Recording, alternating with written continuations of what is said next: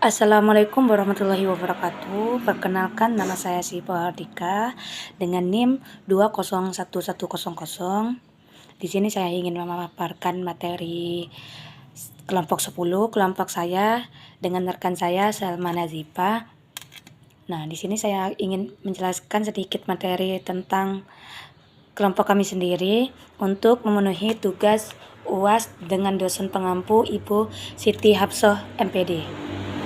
Nah, di kelompok saya sendiri, di sini kami menjelaskan tentang istilah hadis, sunnah, khabar dan atsar. Nah, di sini saya akan menjelaskan tentang apa itu hadis. Hadis berasal dari bahasa Arab yaitu al-hadis. Bentuk jamak al-hadis disebut sebagai sima, yaitu dari terminologi disebut juga sesuatu yang didengar dari pembicaraan kalam bahasa Arab yang kemudian kata tersebut digunakan sebagai adanya dalam kehidupan sehari-hari. Yang kedua yaitu sunnah. Apa yang dimaksud dengan sunnah? Sunnah yaitu cara etimologi berasal dari bahasa Arab yaitu sama, sunnah, sanna, yusannu, sunatan, yang berarti perilaku atau mentradisi. Norma-norma, undang-undang. Sunnah merupakan istilah para ulama. Ada perbedaan pendapat dalam sunnah. Yang pertama yaitu menurut ulama hadis atau muhadisin. Yang kedua yaitu menurut ulama usul fiqh.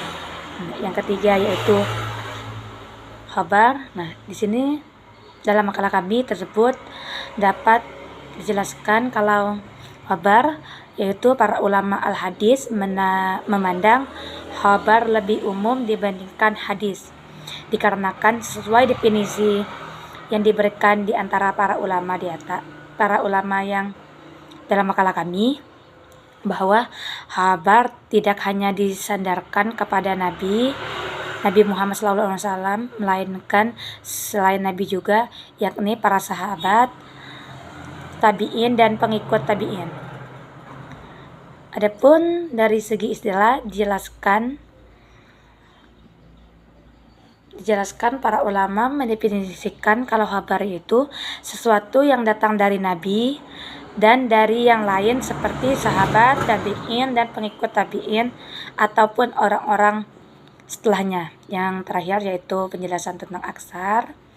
Atsar menurut etimologis ialah bekasan sesuatu atau sisa dari sesuatu, dan nukliran atau suatu doa umpamaannya yang dinukilkan dari Nabi dinamai doa matsur. Menurut terminologi, jumhur ulama menyatakan bahwa atsar sama artinya dengan khabar dan hadis. Sebagaimana ulama mengatakan atsar lebih umum daripada khabar, yaitu atsar berlaku bagi segala sesuatu dari Nabi SAW maupun dari selain Nabi.